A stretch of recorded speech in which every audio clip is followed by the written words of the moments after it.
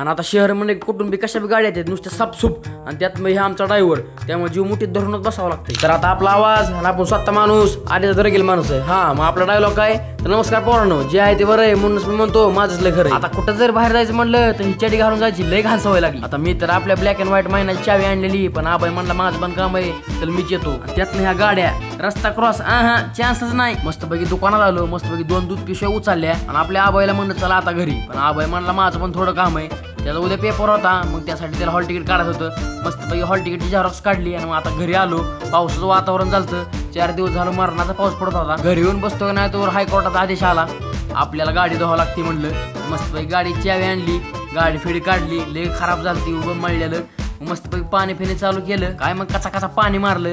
मस्तपैकी म्हणलं गाडी पण पुसून घ्यावी. मग आता मी गाडी धुतो, तोपर्यंत तुम्ही आपल्या जाताना एवढं नक्की फॉलो करा आणि मग काय आपल्या भावाला सपोर्ट करा.